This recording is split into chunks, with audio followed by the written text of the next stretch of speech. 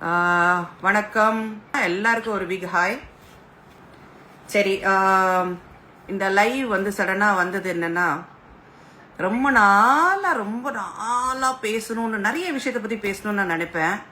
அப்புறம் நமக்கு எதுக்கு சும்மா இருப்போம், நம்மளாச்சு நம்ம குடும்பமாச்சு கம்முன்னு இருக்கலாம் அப்படின்னு நினச்சிட்டு நிறைய விஷயங்கள் வந்து மனசில் பட்டதை பேசாமல் இருந்திருக்கேன். அதுக்காக நானே வந்து நிறைய தடவை வந்து என்னையே நான் வந்து திட்டிப்பேன். See why are you like this, சில விஷயங்கள் சொல்லணும்னு நினைக்குமோ நீ ஏன் சொல்ல மாட்டேங்கிற அப்படின்னு. ஸோ இன்னைக்கு முடிவு பண்ணிட்டேன், சரி பேசலாம், நம்ம வந்து பேசணும், நம்ம பேசாமல் இருந்தோன்னா நல்லா இருக்காது அப்படின்னு. நிறைய பீடிகையெல்லாம் போடல, நான் விஷயத்துக்கு வரேன். நான் social media is something very nice thing. ஆனால் ஒரு சிலரை அதை தூக்கி விடுது, ஒரு சிலரை வந்து டெஸ்ட்ராய் பண்ணிட்டு தான் இருக்குது அப்படின்றது நம்ம எல்லாருக்கும் தெரிஞ்ச ஒரு விஷயம்தான். இட்ஸ் அ கிரேட் என்டர்டெயின்மெண்ட், நமக்கு ஒரு பெரிய டைம் பாஸ், நமக்கு நிறைய விஷயங்கள் கற்றுத்தருது, அதே நேரம் நிறைய கெட்ட விஷயங்களை நமக்கு கற்றுத்தருது. இது எல்லாமே நமக்கு நல்லா தெரியும். Social media is affecting us positively and negatively also. சில சமயங்கள் இதெல்லாம் விட்டுட்டு இங்கே ஓடி போயிடலான்னு கூட தோணும். நிறைய தடவை நான் இன்டர்வியூவில் கூட சொல்லியிருக்கேன். But then this is also a means of communication. இதில் வந்து நிறைய விஷயங்கள் வந்து நம்ம சொல்லலாம், சொல்லி புரிய வைக்கலாம். இதை வந்து கரெக்டான ஒரு சென்ஸில் நீங்கள் எல்லாருமே புரிஞ்சிக்கணும் அப்படின்னு நான் நினைக்கிறேன். அதனால தான் நான் இதை வந்து லைவில் வந்து சொல்கிறேன். I could have recorded this, edit பண்ணி எல்லாம் கூட நான் போட்டிருக்கலாம். அப்படி இல்லாமல் என் மனசில் பட்டதை வந்து ஓப்பனாக சொல்லணும் அப்படின்றதுக்காக தான் நான் லைவில் வந்து இப்போ சொல்லிகிட்ருக்கேன். விஷயத்தை பற்றி பேசுறதுக்கு முன்னாடி உங்கள் எல்லாருக்கும் ஒரு விஷயத்த நான் சொல்லணும். யூனோ, நான் ஓரளவுக்கு I have done my psychology, நான் படிச்சிருக்கேன். And I am a psychologist. I can analyse certain people. So அந்த வகையில் நான் வந்து I wanted to say about personality disorder. இந்த பர்சனாலிட்டி டிஸார்டர் வந்து நம்ம லைஃப்பில் நம்ம கூடவே இருக்கலாம். நிறைய பேர் they are very normal persons. அவங்களோடய நம்ம டெய்லி எழுந்திருக்கிறோம், நம்ம சாப்பிட்றோம், தூங்குகிறோம், நம்ம பழகிட்டு இருப்போம், அதெல்லாம் எல்லாமே இருக்கும். பட் ஆனால் சோக்கு இப்படி ஒரு டிஸார்டர் இருக்குது அப்படிங்கிறது வந்து யாருக்குமே கண்டுபிடிக்க முடியாது.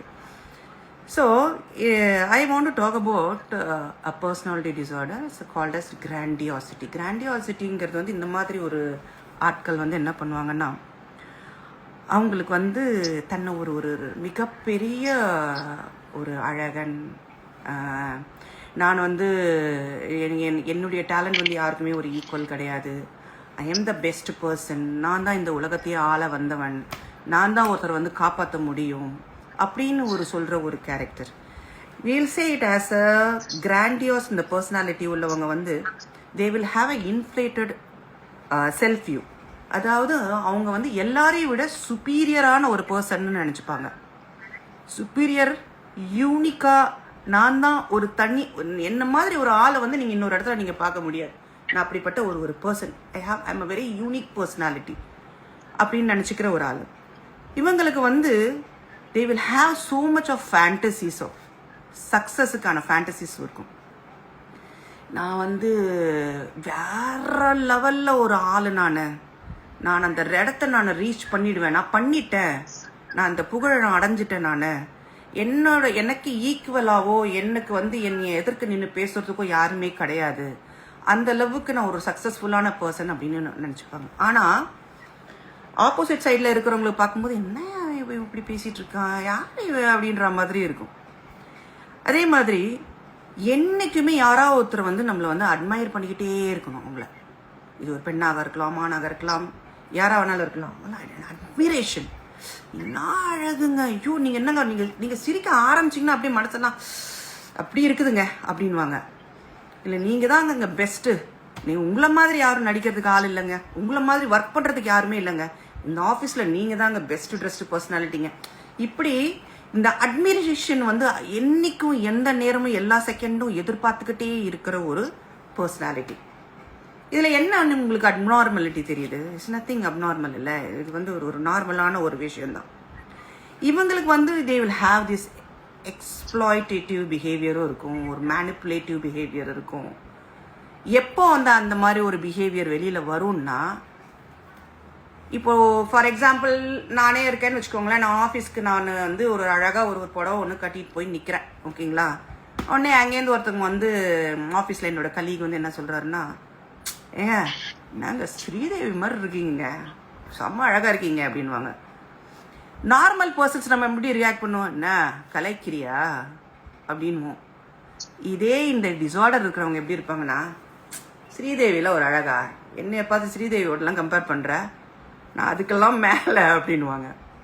புரியும்னு நினைக்கிறேன். நான் இதை பற்றி நான் பேச வர போகிறேன் அப்படின்றது உங்களுக்கு புரியும்னு நினைக்கிறேன். ஸோ அந்த மாதிரி ஒரு அரகன்ஸ், தன்னை பற்றின ஒரு அரகன்ஸ், தன்னை பற்றின ஒரு மிகப்பெரிய நம்பிக்கை, admiration, self love, beyond self love ஒன்று இருக்குல்ல, கண்ணை மறைக்கும் சொல்லுவாங்க. அந்த அளவுக்கு வந்து தன்னைத்தானே ஏற்றி வச்சு பார்த்துக்கிறது.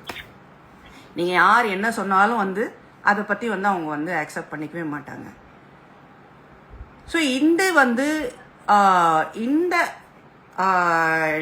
டிஸார்டர் இருக்கவங்களுக்கு வந்து தே ஆர் நார்மல் பர்சன்ஸ். அவங்க வந்து ஒரு வேற ஒரு லிஸ்ட்டில் கொண்டு போய் சேர்க்கக்கூடாது. அவங்க நார்மலான ஒரு பர்சன், மக்களோட மக்களாக இருக்கிற ஒரு பர்சன்.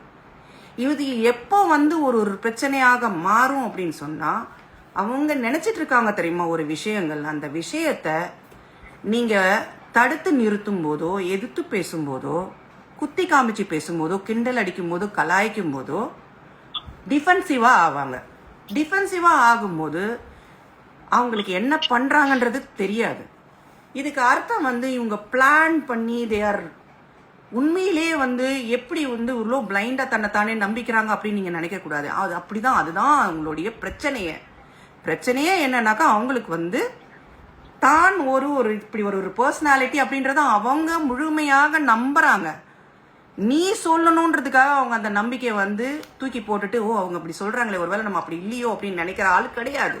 ஸோ அதை வந்து நம்ம ஃபர்ஸ்ட் ஆஃப் ஆல் அதை வந்து நம்ம நம்பணும். நான் ராணின்னு நான் நினைக்கிறேன், அப்போ நான் வந்து ராணி தான். நீ சொல்றன்றதுக்காக நான் அந்த பாயிண்ட் ஆஃப் வியூ நான் வந்து மாத்திக்க முடியாது அப்படிங்கிறது தான் ஒரு அந்த பர்டிகுலர் டிஸார்டருக்கான ஒரு இருக்கு. I won't say it is a disorder also. அதுக்கு வந்து நிறைய காரணங்கள் இருக்கலாம். சின்ன வயசுல பயங்கரமா ஒரு சைல்ட்ஹுட்டில் வந்து மேபி நெக்லெக்ஷன், அம்மா அப்பா நெக்லெக்ட் பண்ணியிருக்கலாம். ஸ்கூலில் வந்து குறை சொல்லியிருக்கலாம், நெக்லெக்ஷன் இருந்திருக்கலாம், உருவ கேலி பண்ணியிருந்திருக்கலாம். த்ரூ அவுட் த லைஃப் வந்து அவங்களுக்கு வந்து ஒரு சரியான ஒரு ஃப்ரெண்ட்ஷிப்போ ஒரு ரிலேஷன்ஷிப்போ இல்லாமல் இருந்திருக்கலாம். ஸோ அப்போது தன்னைத்தானே வந்து ஒருத்தங்க வந்து ஒரு ஹையர் லெவலில் கொண்டு போய் வச்சுக்கிறது, யாருமே உன்னை வந்து மதிக்காத I am so and so அப்படிங்கிறது. அது என்னைக்கு ரியலைஸ் ஆகும் அப்படின்னாக்கா, வென் சம் பீப்புள் இந்த மாதிரி கிண்டல் பண்ணும்போது, கலாய்க்கும் போது, அந்த மாதிரி சமயங்கள்ல அது மைண்டில் வந்துருக்கும் போது, அப்போது அவங்களுக்கு அது வந்து ரியலைஸ் ஆகும். இதை வந்து இப்போ நான் எதை பற்றி நான் சொல்லியிருக்கேன்றது உங்களுக்கு நல்லாவே புரிஞ்சிருக்கும். இது மாதிரி ஒரு பர்சனை வந்து டிஃபென்சிவாக இருக்கும்போது அவங்க ரொம்ப கோவப்படுவாங்க, அடிக்கணும்னு போவாங்க, ரொம்ப வந்து டிஃபென்சிவாக பிஹேவ் பண்ணுவாங்க. ஏன்னா this is only reactive anger. நீங்கள் அவங்களுக்கு தகுந்த மாதிரி நீங்கள் பேசிக்கிட்டு ஃப்ளெக்சிபிளாக, அவங்களுக்கு தகுந்த மாதிரி சிரிச்சுக்கிட்டு ஃப்ரெண்ட்லியாக இருந்துட்டீங்கன்னா அதை வந்து அவங்க அஃபெக்டே ஆகாது. அவங்க வந்து நல்லா சைலண்ட்டாக, அவங்க ரொம்ப ஃப்ரெண்ட்லியாக இருப்பாங்க, நல்லா அழகாக பேசுவாங்க, ஒன்றுமே பிரச்சனை இருக்காது. When you become poking, provoking, குத்தி காமிச்சு பேசி அவங்கள வந்து கேஸ் லைட்டிங் பண்ணும்போது என்ன ஆகுது அப்படின்னா, அவங்களுடைய ஆங்கர் ரியாக்ட் ஆகும். அந்த ரியாக்டிவ் ஆங்கர்னு சொல்லுவாங்க. அப்போது அவங்க வந்து டிஃபென்சிவாக ஆகணும் அப்படின்ற பட்சத்தில் வந்து அவங்களுடைய வேறு ஒரு பிஹேவியர் ஒன்று வெளியில் வருது. So now you should have understood, இது மாதிரி ஒரு பர்சன்ஸுக்கு வந்து ஒரு நல்ல ஃப்ரெண்ட்ஷிப் அமையிறதோ, இல்லை வந்து ஆக்குபேஷனலாக, அதாவது ஒரு வேலை சைடில் எப்போவுமே ஏதாவது கான்ஃப்ளிக்ஸ் இருக்கும். எந்த ஒரு இடத்துலையுமே வந்து நிரந்தரமாக ஒரு வேலையில் இருக்க முடியாது.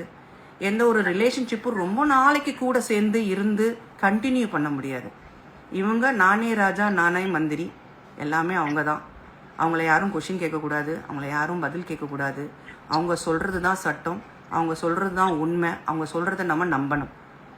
இப்போது இந்த நம்பரை நம்ம வந்து எப்போ முட்டாள் ஆகிறோம் அப்படின்னா, இவருடைய இந்த பிரச்சனையை புரிஞ்சிக்காம நம்ம அக்ரெசிவாக சண்டை போடும் போது அப்படின்னா எப்படி இந்த மாதிரி பேசலாம், எப்படி அப்படி சொல்லலாம், எப்படி அந்த மாதிரி நம்ம ஒத்துக்க முடியும் அப்படின்னு சொல்லும் போது தான் நம்ம பிரச்சனையில மாட்டிக்கிறோம். Because we should understand we are in an understanding situation, we are in a better situation, not that person.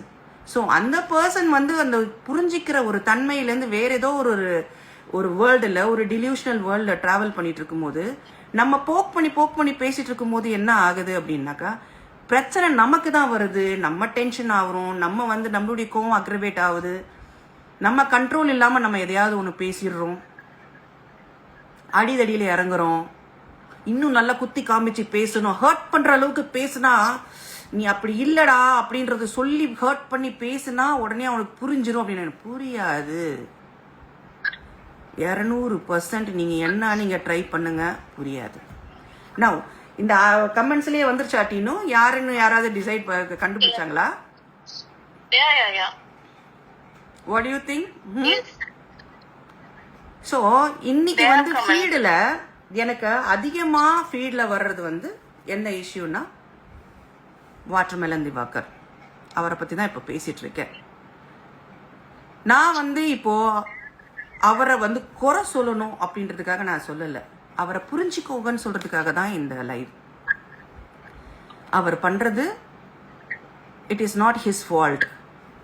He is now in that delusional world. அவர் பாவம்.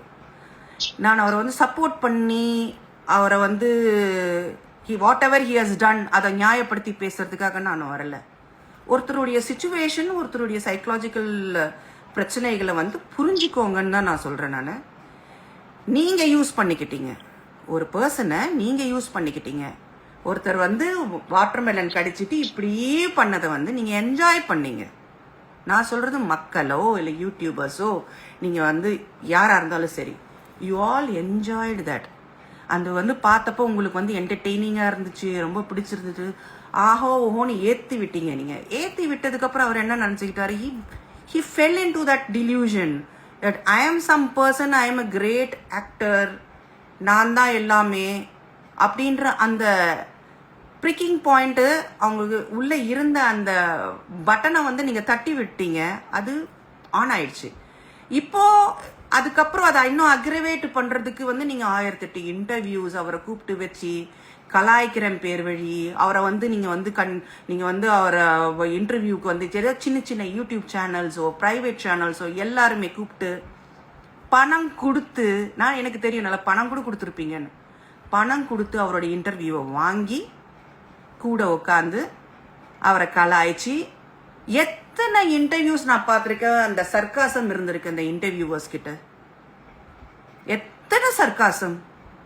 ஓ, நான் வந்து சிவாஜி அஜித் இவரை விட அஜித் விஜய்க்கெல்லாம் வந்து அப்புறம் நான் தான் இந்த ஃபீல்டில் காப்பாற்ற போறேன்ற. ஏங்க ஒரு நார்மல் பர்சனுக்கு புரியாதா? ஒரு நார்மல் பர்சன் அப்படி பேச மாட்டாங்கன்றது புரியாதா அவங்களுக்குலாம்? அதுக்கு அவ்வளோ ட்ராலு, அவ்வளோ கமெண்ட்டு இம்மீடியட்டாக போட்டு தள்ளுறீங்க. இவன் யாருவன், அவன் யாருவன். See, try to understand him. He is in that world. அதை வந்து மாற்றவே முடியாது. நீங்கள் ஆணி அடித்து நீங்கள் சொன்னீங்கனாலும் அவர் அவங்க மாற்றிக்க முடியாது. பிபி 9ல் பார்த்தீங்க நீங்கள், அவர் ஒரு கண்டஸ்டண்ட்டாக பார்த்தீங்க. எதுக்கு? he was a contestant who can be trolled, who can be made fun of. அதனால அவர் கொண்டு வந்தீங்க.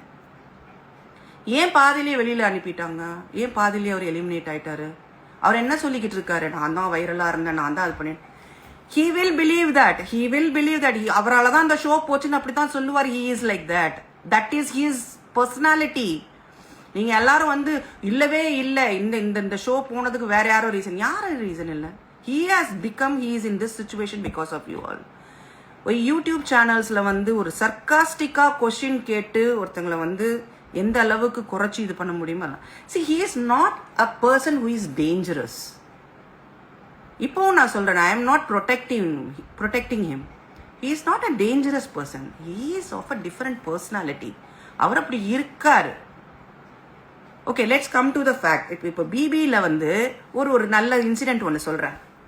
ஒரு வீக்கெண்ட் எபிசோடில் வந்து விஜய் சேதுபதி சார் வந்து வீக்கெண்டில் வந்து பேசிகிட்டு இருக்கும்போது இவர் வந்து குழந்தை மாதிரி இப்படி சிரிச்சுக்கிட்டே இருந்தார்.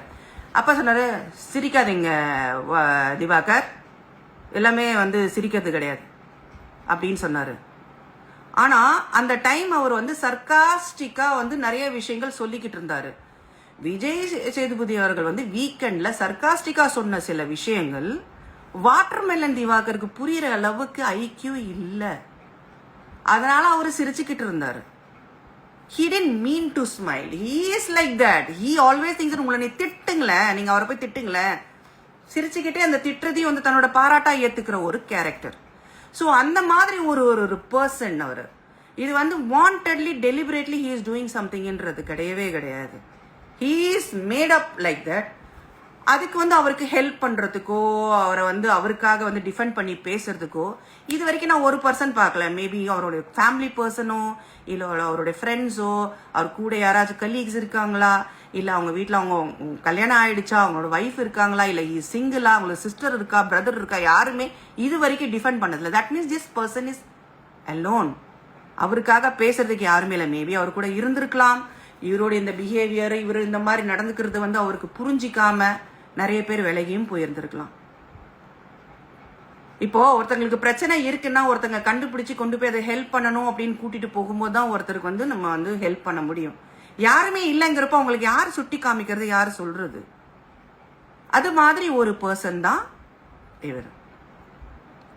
அப்போ இந்த பிபிலேயே வந்து பல நேரங்கள்ல அவருக்கு ஒருத்தர்கிட்ட தான் கான்ஃபிளிக்ட் இருந்தது. ஏன்னா கானா வினோத் கூட அவர்கிட்ட மட்டும்தான் கான்ஃபிளிக்ட். எதுக்கு அவருக்கு வந்து எப்பவுமே கான்ஃபிளிக்ட் இருந்தது? ஏன்னா அவர் ஒருத்தர் தான் இவரை கிண்டல் பண்ணிக்கிட்டு இருந்தாரு. பாக்கி எல்லாரும் வேணும்னே வந்து அவர் என்ன பண்ணுவாங்க, நடிச்சு காட்டுங்கண்ணா, நடிங்கண்ணா, நீங்க நடிங்கண்ணா அப்படின்னு சொல்லிட்டு சர்காஸ்டிக்கா சொல்லுவாங்க. That was not direct. நீங்க கேமரா முன்னாடி நடிங்க, நாங்க பாக்குறோம், நீங்க அப்படி பண்ணுங்க, இப்படி டான்ஸ் ஆடுங்க. வெளியில அது ட்ரால் ஆயிட்டு இருக்கிறதா அவருக்கு தெரியாது. அவர் அந்த ட்ராலையும் பாராட்டா தான் இன்னி வரைக்கும் சொல்லிக்கிட்டு இருக்காரு. எல்லா சர்காஸ்டிக் விஷயங்களும், எல்லா ட்ரால் பண்ற விஷயங்களும் he will take it as appreciation. That is what is Diwakar. அதை வந்து நாம புரிஞ்சிக்கலன்னா நம்ம முட்டாள். இன்னைக்கு நீங்க நேரா போய் நீ வந்து இல்லவே இல்லை, உன்னுடைய அந்த எண்ணத்தை நீ மாத்திரு, நீ என் தலைவன் அஜித் மாதிரி கிடையாது, மாத்திக்க மாட்டாரு. he is like that.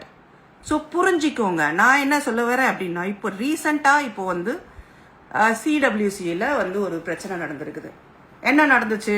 சிடபிள்யூசியில் நடந்த பிரச்சனையில் வந்து ஓகே, கண்டஸ்டண்ட்டாக இவர் காமெடியனாக போயிருக்காரா, கோமாளியாக போயிருக்காரா, கண்டஸ்டண்ட்டாக போயிருக்காரா எனக்கு தெரியல. He has come there. அங்கே வந்து கானா வினோத் இருந்திருக்காரு. ஆல்ரெடி இவங்க ரெண்டு பேருக்குள்ளே வந்து ஒரு கான்ஃப்ளிக்ட் இருக்குது. ப்ளஸ் புகழ் இருந்திருக்காங்க, மாக்காப்பா இருந்திருக்காங்க. எனக்கு புகழையும் தெரியும், மாக்காப்பாவையும் தெரியும், அந்த ஷோவையும் தெரியும், அந்த ஷோவோட கான்செப்டும் தெரியும். மேக்சிமம் பிபியா இருந்தாலும் சரி, சிடபிள்யூசி ஒரு மாக்கிங், ஒரு ட்ராலிங், ஒருத்தர் கிண்டல் பண்ணி பேசிக்கிற ஒரு ஷோ தான். More of cooking, maximum of கிண்டல் தான் இருக்கும். அதை நம்ம ஒரு என்டர்டெய்னிங்காக அதை வந்து நம்ம என்ஜாய் பண்ணிக்கிட்டு போகிறோம். ஆனால் அது ஒரு சில பேர் மட்டும் எப்படியாவது கொஞ்சம் அப்படி அஃபெக்ட் ஆகிறதுக்கான நிறைய சான்சஸ் இருக்குது. அது எல்லா கண்டஸ்டன்ஸுக்கும் நடந்திருக்கு, இல்லைன்னு நான் சொல்ல மாட்டேன். But that is the concept of the show. அதை நம்ம யாருமே தடுத்து நிறுத்தவே முடியாது.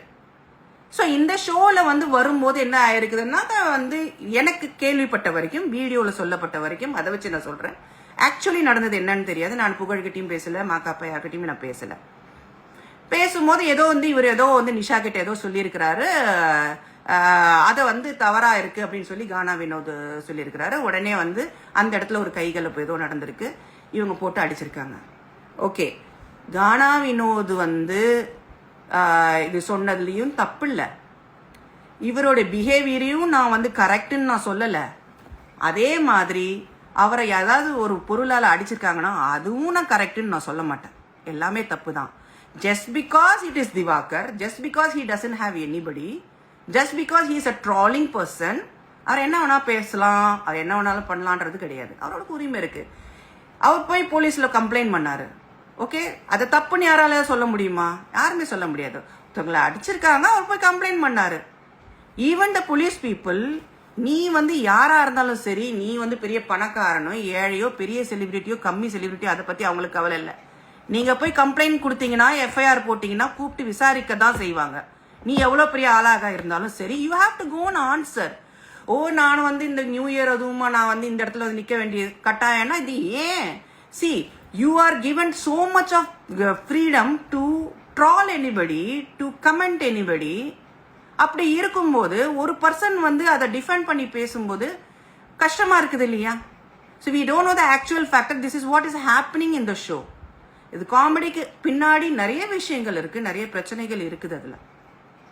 So he has gone to the station. அதுக்கு வந்து ஒரு கரெக்டான ஒரு விஷயம் கிடைக்கல. இப்போ அந்த ஒரு விஷயத்துல என்ன ஆக்சுவலா நடந்ததுன்னு தெரிஞ்சிக்காம எல்லா சேனல்ஸும் வந்து அதை பத்தி பேசிக்கிட்டு இருக்கீங்க.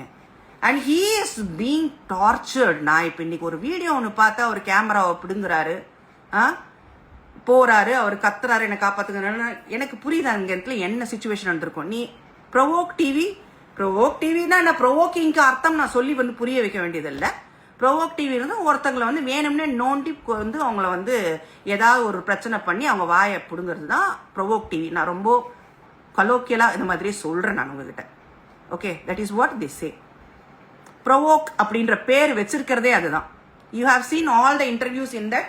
மோஸ்ட்லி வந்து it will be like more of provoking persons. அப்படி ஒரு சேனல் நேம் வச்சிருக்கிறாங்க. இப்போ இந்த டிவியில வந்து இந்த ப்ரொவோக் சேனல்ல வந்து இவரை கூப்பிட்டு இன்டர்வியூ எடுக்கிறாங்க.